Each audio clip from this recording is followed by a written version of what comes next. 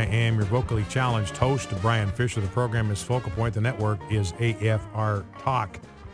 And by the way, again, on this polling data, there was a major poll that came out. I got it in the stack here somewhere, but it had Romney up, it had Obama up by 5 or 6 points, and it turns out that poll oversampled Democrats by 13 points. Let me see if I can grab that story, because it'd be worth taking a minute to look at that thing.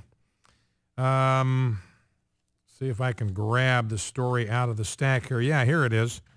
Obama has a 3-point edge over Romney, but they wildly oversampling Democrats. Here's CBS New York Times poll. They've got Obama up by 6 points over Romney, but their sample included 35% Democrat and 22% Republican. They oversampled Democrats by 13 points.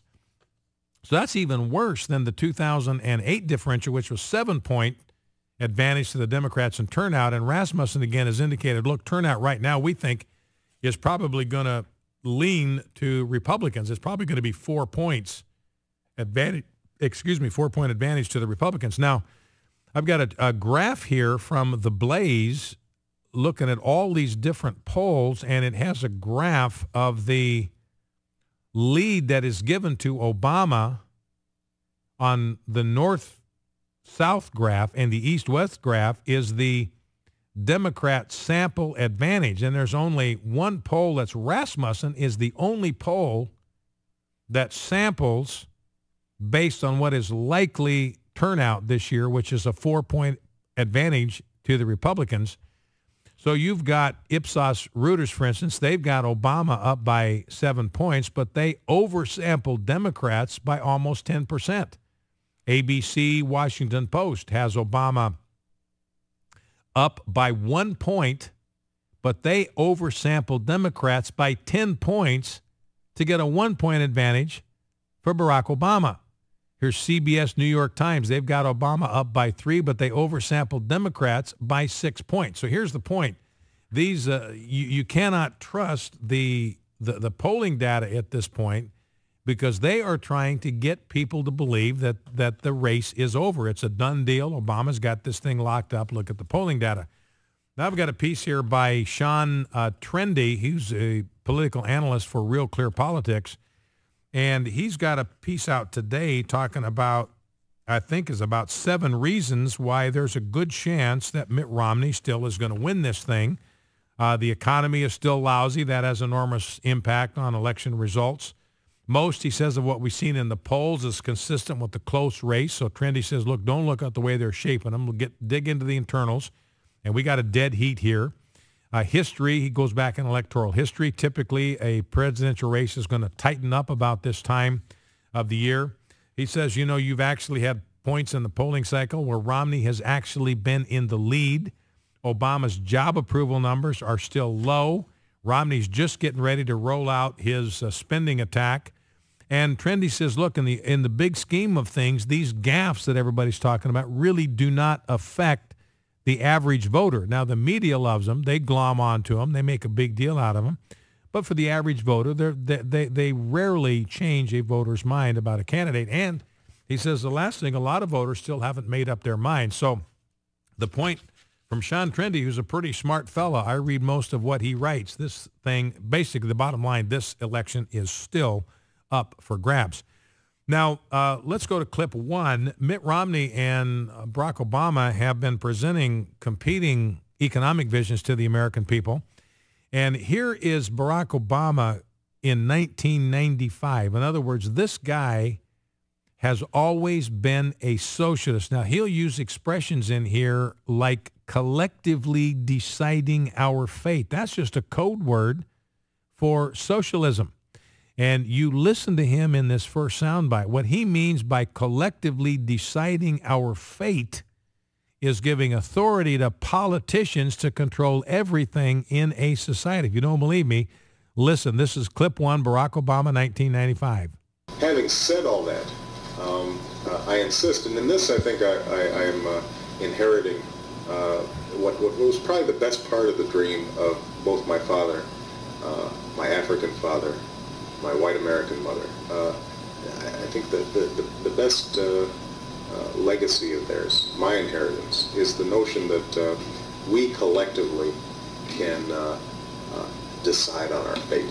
That things like technological change, things like mass media, things like the market are all subject to our control. That we can make decisions for better or for worse, and continue to move forward and progress.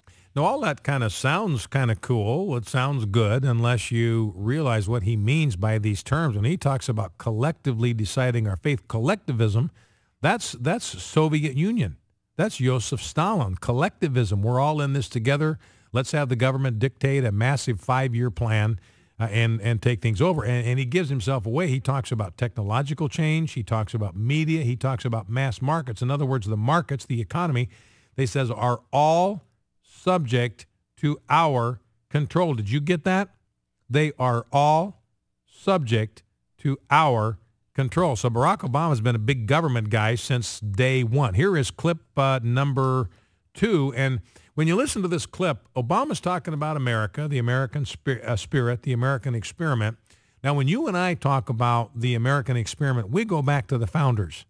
We go back to the colonial era. We go back to 1776. We go back to George Washington, Thomas Jefferson, John Adams, Samuel Adams, James Madison, John Jay, Alexander Hamilton. Listen to where Obama goes when he talks about the American experiment. Let's listen. And I think that recapturing the spirit that existed not just in the civil rights movement, but in the union organizing movement, in the populist movement, I think there is a running thread, one of the better angels of our nature in this country, which has been the notion that, you know, we can sit around the table and find common ground and make democracy work in the way that it should be working. It's not popular right now to say that and to believe in sort of a common good, but I think that notions of common good are the glue that hold our society together and make democracy possible. So that's Barack Obama using the phrase common good. And of course, what he means by the common good is that you are common and we are the people that are smart enough to tell you what's good for you. That's the common good in Barack Obama's mind. You and me, the great unwashed Americans, we are common. We're ordinary.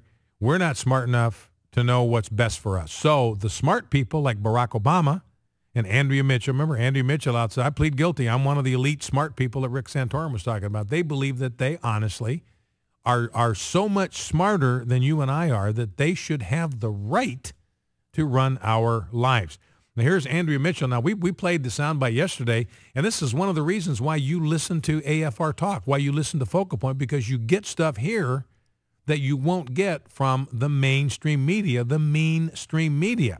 Here's Andrea Mitchell. We played the tape yesterday from Barack Obama, 1998, where he says, look, I believe in redistribution. I believe we ought to take money under at the point of a gun, under threat of incarceration, under threat of fine. We ought to have the government take money from the producers and give it to the non-producers. I believe in that. That's what he means by redistribution. And Andrea Mitchell, I mean, it was clear. I mean, what? It was clear. It was Barack Obama. It was Barack Obama's voice. It was from Loyola University, 1998. There was no question about the provenance of this thing.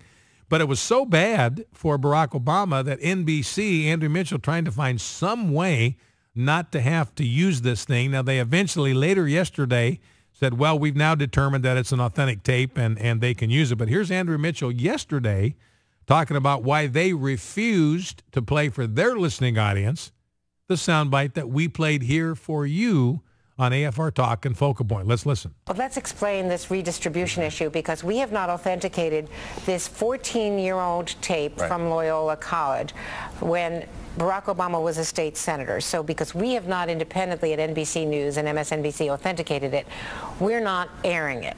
But the basic issue is they're accusing President Obama, as John Sununu said to me yesterday, of class warfare. That is trying to change the subject. Just trying to change the subject. So we can't authenticate it. We have no idea whether it's valid or not. So that's why we're the only media outlet in the United States of America that hasn't let you in on the redistribution soundbite. Now, this is clip 4. This is Carol Costello of CNN. Remember, CNN fancies themselves the most trusted name in news. Now, she's talking with Citizen United's David Bossie and filmmaker Stephen K. Bannon. They've got a new movie out about Obama, documentary called The Hope and the Chains. And they don't mention Romney anywhere in this deal. So they're saying, well, this is not a campaign promo for Mitt Romney because we don't even talk about him in the movie. And listen to Carol Costello and how unbiased she is as a journalist from CNN, the most trusted name in news. This film's not a pro-Romney film. This film is very much... We don't talk about him at all. This is a film very much in the voice of working men and women in this country. Come on. This is not... This film is... Come on. This is not... This film is... Carol, we really want to make a film. Come on. This is not... This film is... Carol, we really want to make a film. Come on. This is not... This film is... Carol, we really want to make a film. Come on. This is not... This film is... So we looped that come on business. You are going to hear that again. Had Jeff Reed, our co-producer and audio engineer, kind of pull a montage of that loop. And you'll hear that one again when we get somebody that just comes on and just talks about total bilge. You are going to hear Carol Costello. That voice will become a familiar voice in your ear. Now, when we come back, I want to play a soundbite for you from Mark Levin. Mark Levin's a very, very smart guy, and he's got an observation about what is at stake in this election. And I think his analysis here is right on. And I think that's, one of the things we have to understand when we talk about Mitt Romney. We know he's not a perfect candidate. But I think it's important to understand that we are at a crossroads in American history. And we may not have that many more opportunities at the ballot box to change the direction of this country. And there are enormous consequences that are going to follow from our decision on November 6th. And Mark Levin talks about what they are. We'll listen to that when we come back. Focal Point, AFR Talk.